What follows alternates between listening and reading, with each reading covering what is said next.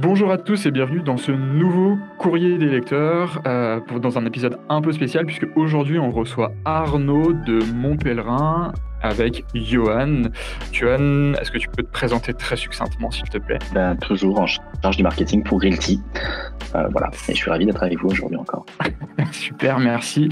Et puis en invité spécial, on reçoit donc Arnaud. Arnaud, s'il te plaît, est-ce que tu peux te présenter, nous expliquer qui tu es, ce que tu fais, et surtout qu'est-ce que Montpellerin ?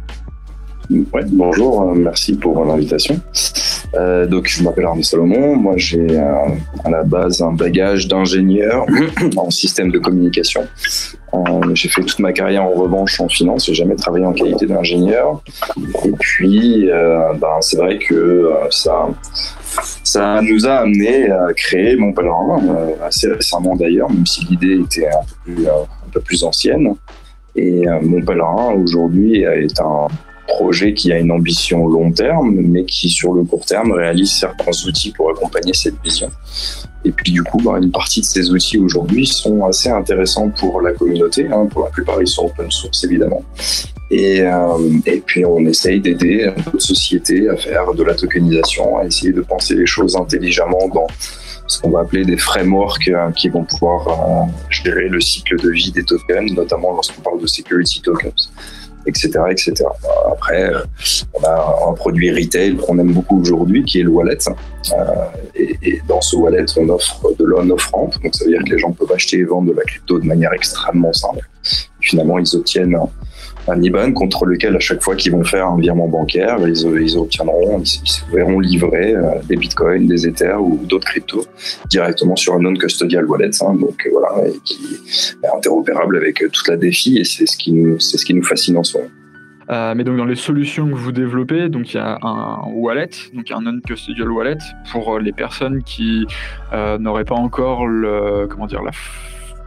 qui ne sauraient pas encore comment fonctionne totalement un non-custodial wallet, c'est-à-dire que vous êtes entièrement propriétaire de la seed, de la phrase mnémotechnique, et donc il n'y a pas de tiers de confiance. Vous perdez cette clé, vous perdez l'accès à votre wallet, contrairement à un exchange, prenons n'importe lequel, Kraken, Binance, Coinbase, etc., où ça fonctionne avec mot de passe et numéro de téléphone, mail, etc. Et si vous perdez l'un ou l'autre, l'entreprise vous permet de récupérer les accès à votre compte.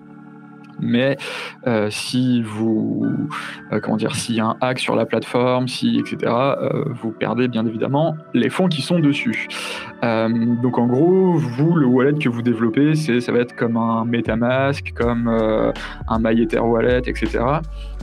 Et vous pouvez du coup, les utilisateurs peuvent du coup acheter de la crypto-monnaie directement dessus et également vendre leur crypto-monnaie dessus pour pouvoir récupérer des monnaies fiduciaires, c'est ça ? Exactement. Mais ce qui est important, c'est vraiment cette idée d'être en full custody de ces fonds. Effectivement, ça vient avec une grande responsabilité, puisqu'on n'a pas d'entreprise tierce vers qui on peut se tourner effectivement en cas de problème. Néanmoins, c'est réellement en votre possession. Donc, on dit souvent dans la communauté not your keys, not your coins. Donc, si c'est pas vos clés, c'est pas vos coins. C'est une réalité, et c'est vrai qu'on aime bien essayer d'éduquer le marché vers ça, vers cette décentralisation, vers le fait que les gens possèdent leurs clés, leurs wallets, etc. Donc évidemment, dans un deuxième temps, on va aussi proposer aux gens de faire un backup, c'est-à-dire qu'ils vont pouvoir déléguer un backup chez nous, donc ils seront en full custody de leurs fonds, sans nous, mais ils pourront aussi potentiellement utiliser un backup chez nous. On pourra parler de la solution technique derrière, puisqu'elle est assez intéressante.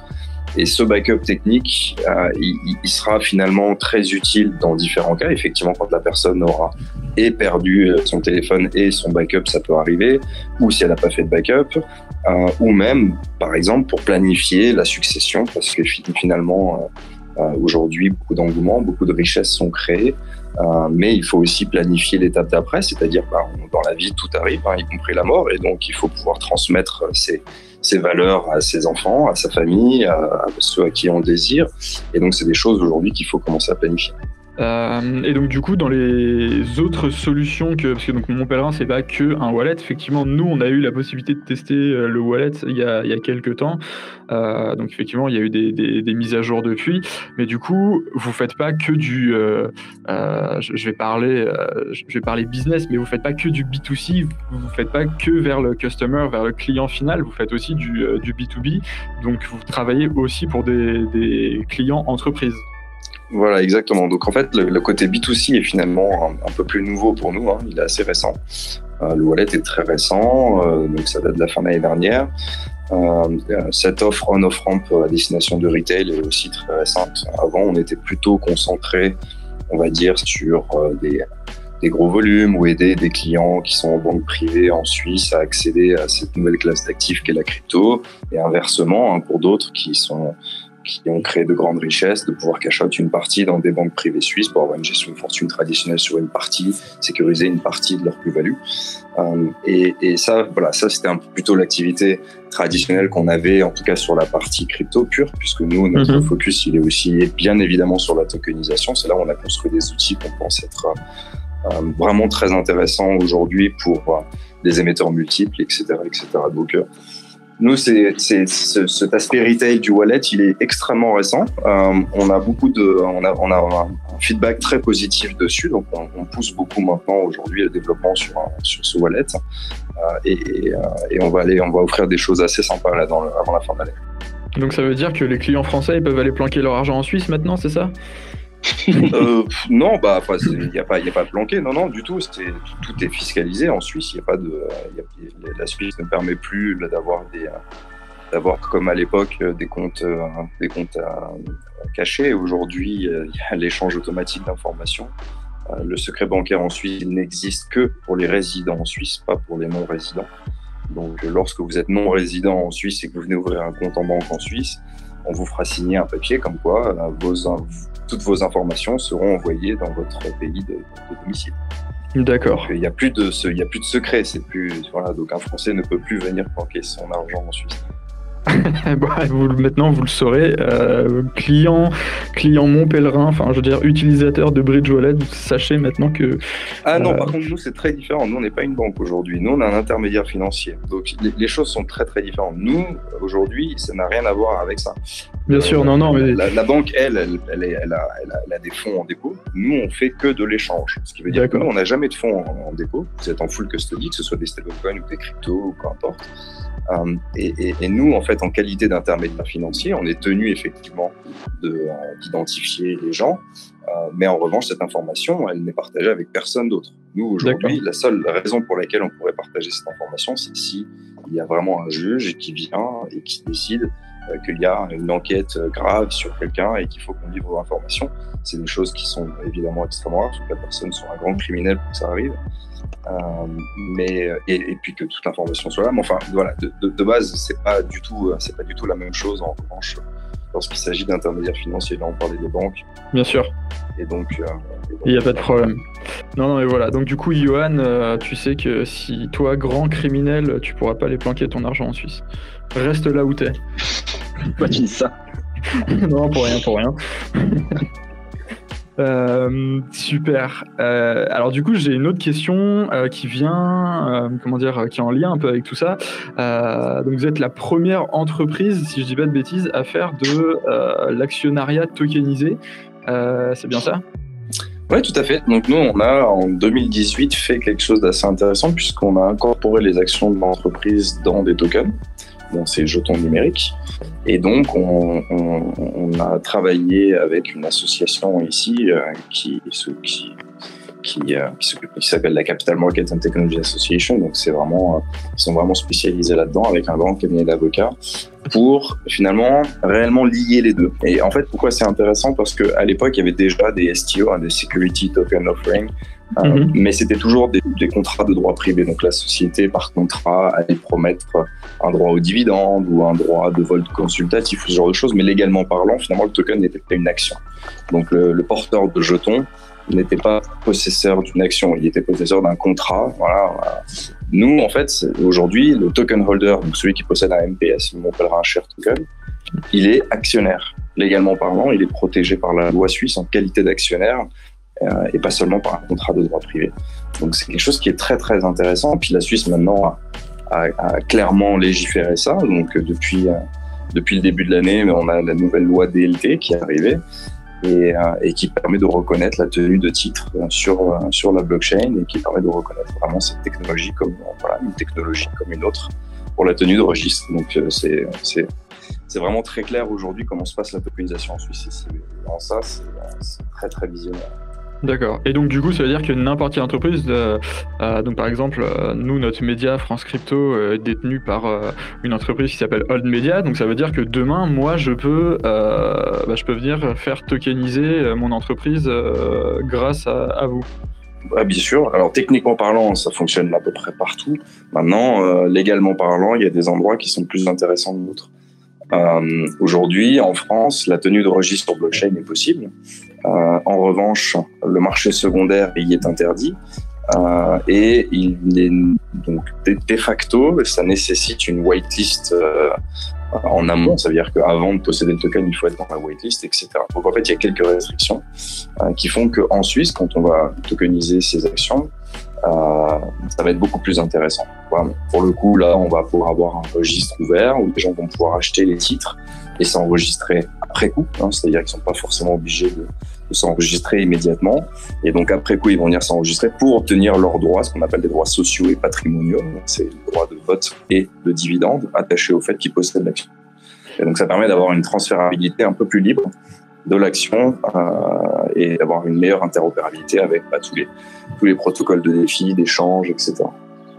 Ok. Et alors du coup, comment vous êtes... Enfin, je pense que peut-être que tu as des cofondateurs ou c'est peut-être toi qui es seul aux manettes, mais donc du coup, comment est venue la création de Mon Pèlerin? Je veux dire, qu'est-ce qui a déclenché justement tout ça, de partir de ce côté, on va à la fois tokeniser des actions, on va créer ensuite un wallet qui va permettre aux gens de posséder nos actions et en même temps de pouvoir utiliser tout un tas de services sur la DeFi, etc.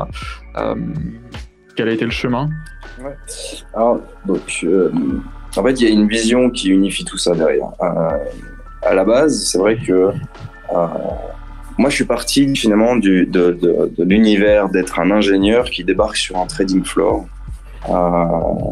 ici à Genève et qui du coup va vouloir démystifier un peu cet univers qui a l'air très mystique, parce que quand on est assistant trader et qu'on débarque là puis qu'on voit des superstars, etc., on a envie d'essayer de démystifier. Puis finalement, on se rend compte au fur et à mesure que les gens se posent pas autant de questions qu'on voudrait qu'ils se soient posées, comme par exemple qu'est-ce que l'argent, pourquoi ça porte un taux d'intérêt, pourquoi c'est décidé par un planificateur central et pas par le marché comme tout le reste, pourquoi et finalement voilà, après on s'assoit, on se dit ok, on va essayer de voir comment font les autres, finalement on comprend, on traite pas avec l'argent de l'institution directement, mais sur une ligne de crédit. Donc quand l'argent vaut zéro, le loyer de l'argent est à zéro, on le prend et puis on investit quoi qu'il arrive. Donc ça c'est voilà. Et moi j'ai commencé ma carrière spécifiquement en 2007-2008, c'est au moment de la crise. Donc c'était un moment qui était vraiment très intéressant. Puis ensuite est arrivé pour moi 2012 où j'ai pour la première fois entendu parler de Bitcoin. J'ai commencé évidemment à beaucoup lire sur le sujet, qui m'a évidemment mis une grosse claque dans la figure, puisque ça répondait un peu à toutes les questions monétaires auxquelles je me posais par ailleurs et qui m'avait amené à des lectures assez libertariennes. Hayek, Ludwig von Mises, voire Milton Friedman, c'est des choses qui m'avaient beaucoup animé.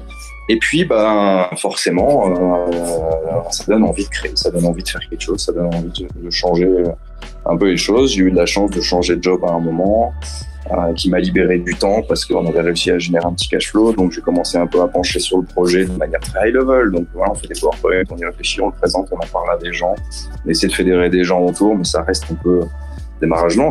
Pour tout entrepreneur, quitter une vie confortable pour plus de salaire, pas de certitude, c'est toujours un peu difficile jusqu'au moment où on se rend compte que c'est le moment de le faire. Et puis donc, nous, c'est arrivé réellement en 2017. Et puis on a réussi à fédérer une équipe autour qui est assez incroyable. Donc, c'est aujourd'hui notre meilleur actif. Et on a fédéré ça dans une vision long terme qui est que Mon Pèlerin doit être une future institution financière en Suisse qui sera full réserve, marketplace et tokenized. Donc si on explique vite fait, full réserve, on veut être quelque part la future banque la plus safe au monde, celle qui ne prend pas de risque sur les dépôts de la clientèle, qui n'est pas investi, qui ne va pas le reprêter, qui ne va pas leverager les dépôts pour émettre des hypothèques et je ne sais quoi.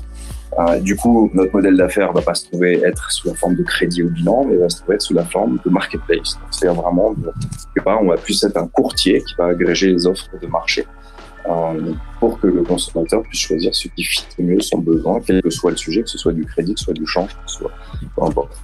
Et puis la tokenisation derrière, c'est parce que nous, notre ambition, c'est de porter tout le bilan d'une banque en temps réel sur la blockchain.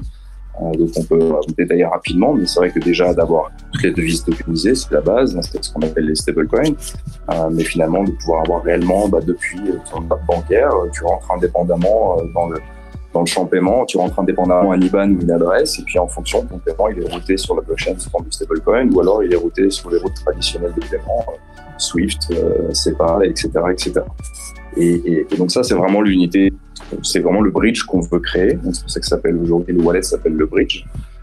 Et on y va étape par étape, puisque ça n'est pas nécessité des licences pour offrir différents types de services. Donc c'est un univers qui est très réglementé. Et nous, on navigue là-dedans avec une relative assurance, parce qu'on essaie d'apporter des choses assez carrées, mais ça prend du temps à amener. Donc sur le chemin, on offre aussi des choses décentralisées qui permettent d'avoir moins de régulation et qui peuvent être déjà aujourd'hui commercialisées. D'accord. Ok. C'est super intéressant. Alors je crois qu'il y avait Yoann voulait poser des questions, mais il a disparu. Il a des petits soucis de communication, donc c'est pas grave, il va revenir. Du coup, actuellement, si je reviens sur le Bridge Wallet, puisque tu l'as mentionné, est-ce qu'il est prévu d'ajouter des nouvelles chains? Est-ce qu'il est prévu, je sais pas, de permettre aux utilisateurs d'être totalement libres d'aller sur justement n'importe quelle blockchain? Récemment, vous avez ajouté Polygon, la Binance Smart Chain, XDAI, etc., qui sont des sidechains d'Ethereum. Mais est-ce que vous allez aller, je sais pas, vers Solana, Avalanche, d'autres? Est-ce que c'est quelque chose qui est prévu ou est-ce que c'est quelque chose qui pourrait vous intéresser? Évidemment. Donc nous aujourd'hui, on est relativement agnostique et on essaie de suivre le marché, les users, là où est l'activité. On voit ça d'une manière vraiment très très agnostique. Nous, la vision à terme, évidemment que d'un point de vue UX, on n'y est pas encore, mais la vision à terme, c'est vraiment de dire qu'un actif, on peut le bouger avec son pouce de gauche à droite et le changer quelque part de rail numérique. C'est le même actif, c'est le même sous-jacent, mais il peut être sur la Binance Smart Chain, ou il peut être sur Ethereum, ou il peut être même sur Tezos ou je ne sais quel autre protocole. Et finalement, voilà, de nous derrière offrir ce service qui va permettre de faire ces passerelles presque invisibles pour les gens. Et ça, très clairement, c'est là où on va aller. Donc aujourd'hui, on est limité aussi un peu par le temps que ça prend d'intégrer toutes ces choses-là. Bien sûr. Mais c'est clair que là, la prochaine étape, ça va être Tezos. Et puis ensuite, on verra. On verra en fonction de la bande passante du moment et du besoin du moment. Donc Tezos sur Bridge Wallet. Tout à fait. Ok, super. On est content d'avoir cette information. Donc, on en a un petit peu discuté au tout début, tu t'avais abordé le sujet, mais comment la Suisse agit avec tous les acteurs blockchain aujourd'hui? On sait que c'est un peu un Eldorado, ça a toujours été un peu le cas d'une manière, d'un point de vue financier, au même titre que c'était aussi un peu la jungle, on va pas se le cacher. Mais du coup, aujourd'hui, la Suisse, quel regard les institutions portent sur le sujet par rapport à la crypto en général ou par rapport à la finance décentralisée?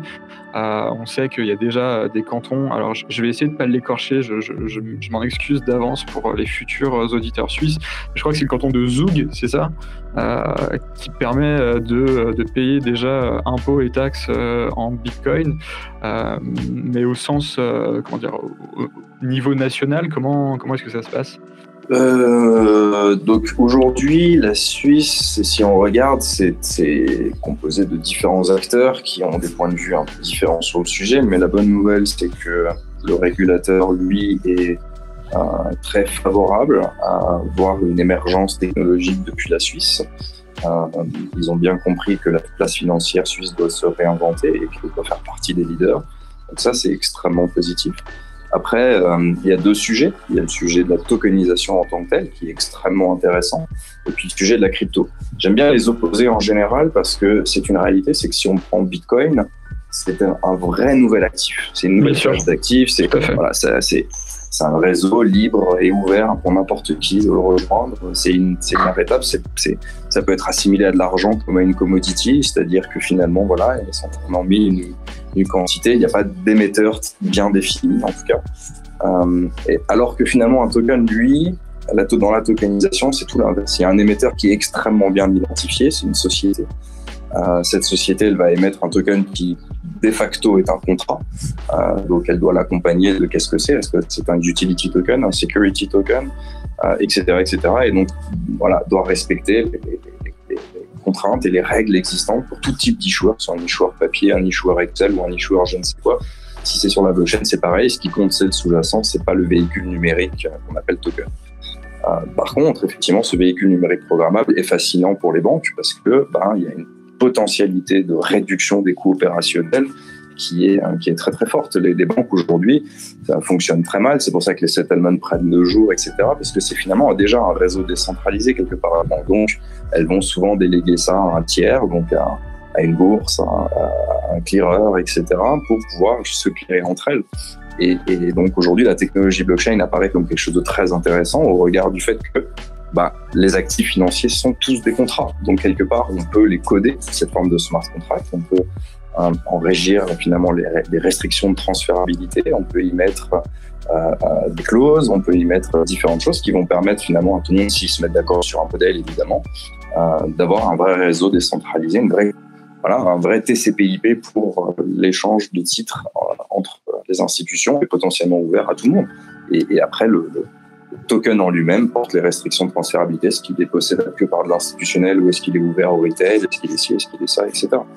Et c'est là où en fait toutes les opportunités sont énormes. Après, si on regarde la crypto elle-même, en Suisse, clairement, tous les acteurs veulent se positionner parce qu'il y a de la demande. Donc quand les clients veulent acheter de la crypto, les banquiers doivent être en capacité de leur vendre.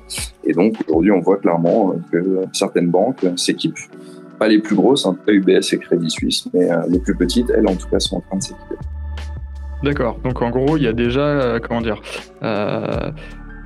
au niveau institutionnel, il y a quand même un certain nombre de choses qui se passent en Suisse et qui justement vont permettre aux citoyens de plus être obligés de passer par des acteurs crypto traditionnels ou en tout cas au final, tout est lié, parce que la liquidité, il faut bien ensuite aller la chercher quelque part. Donc, bien sûr, mais ce que je veux dire, c'est que typiquement, par exemple, je sais pas, j'habite à Genève, je vais voir ma banque, qui n'est donc du coup ni UBS ni Crédit Suisse, mais je vais voir ma banque et je leur dis, voilà, j'aimerais acheter, je sais pas, pour 10 000 francs suisses non, c'est peut-être pas assez pour un Suisse. Allez, pour, je sais pas... Mais aujourd'hui, non, dans une banque retail comme ça fonctionne pas encore. D'accord, ça fonctionne pas encore. Ça va plutôt être des banques privées, donc c'est des banques qu'on appelle qui font de la gestion de fortune. Ok. Et là, effectivement, dans le portefeuille, dans l'allocation du portefeuille du client, les clients aujourd'hui, en partie, pas tout le monde, mais certains vont demander d'y mettre une petite allocation sur le marché crypto, parce que c'est un marché naissant.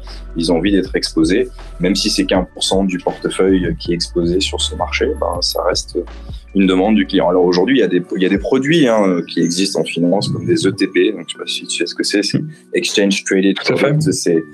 Donc finalement, c'est un tracker qui va suivre le prix du Bitcoin ou de l'Ether en fonction d'un panier, suivant comment il a été défini.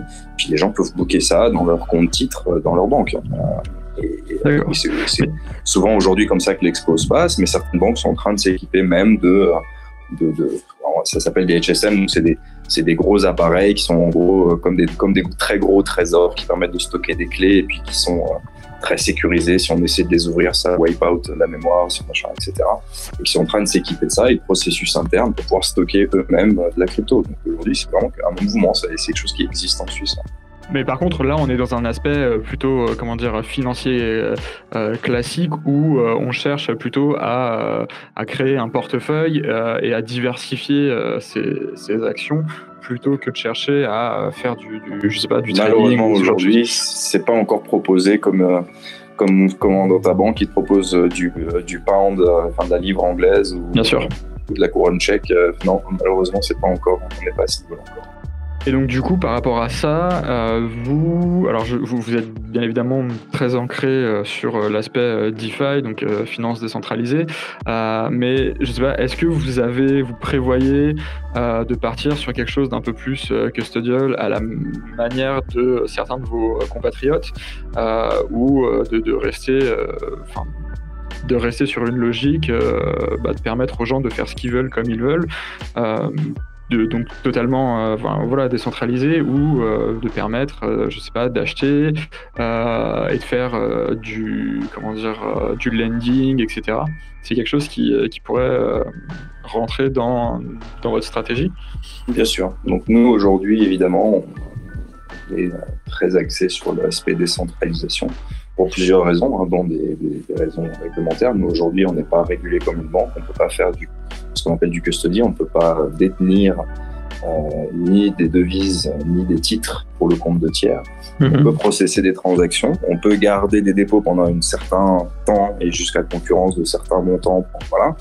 Tout ça, c'est des règles qui nous permettent d'opérer, mais on ne peut pas opérer de prendre du dépôt. Voilà, c'est en Suisse, il n'y a que les banques qui peuvent le faire. Donc aujourd'hui, finalement, le fait d'être décentralisé nous permet aussi d'offrir ce service sans avoir cette contrainte réglementaire que d'être régulé comme une banque. Maintenant, à l'avenir, on a des produits et des services qu'on veut proposer qui, eux, auront un caractère beaucoup plus centralisé, puisque ce sera une délégation de wealth management. Donc c'est vraiment d'avoir... On va offrir justement de l'expo à la défi un peu simplifié, vraiment d'aller chercher le yield farming et puis de pouvoir permettre aux gens d'être exposés à ça de manière extrêmement transparente. Comme ça, ils voient toute l'allocation, comment elle est faite, comment elle est rebalancée en temps réel. Et puis, surtout, de pouvoir suivre comment nous on le fait, etc. Et de bénéficier d'expertises qui existent chez nous à l'interne. Ça, c'est des produits qu'on veut offrir, évidemment, qui vont arriver. Et qui ont ce caractère un peu plus centralisé, puisqu'il y aura quelque part une certaine délégation de la gestion de tout ça. Voilà. Par contre, de l'autre côté, effectivement, on va continuer énormément à travailler. On va intégrer AF dans l'app, on va intégrer de plus en plus de protocoles qu'on trouve cool directement dans l'app pour que les gens y aient accès partout, dans leur poche, de manière non custodiale, libre, comme des rois sans terre. D'accord. Ok, super. Et du coup, alors pour moi, j'ai un peu fait le tour de toutes les questions que je souhaitais te poser. Malheureusement, Johan a dû s'absenter justement parce qu'il n'arrivait plus à se connecter. Apparemment, c'est un peu la tempête là où il se trouve. En tout cas, merci Arnaud, merci pour ton temps. C'était super intéressant. Je pense que ça devrait permettre à un certain nombre de personnes qui ne vous connaissent pas, voire en tout cas d'un point de vue client non institutionnel, donc monsieur et madame tout le monde qui ne connaîtrait pas encore Bridge Wallet, de tester l'application. De toute manière, nous on remettra dans la description de la vidéo notre tuto, enfin plutôt notre test de Bridge, et voilà. En tout cas, merci à toi, excellente continuation avec Mon Pèlerin. Continuez à bien développer tout ça, et puis n'hésitez pas à donner des nouvelles de temps à autre. Voilà. Super, merci beaucoup. On n'hésitera pas, on te donnera des updates au fur et à mesure. Super. Et écoute, excellente journée, et puis à bientôt. À bientôt.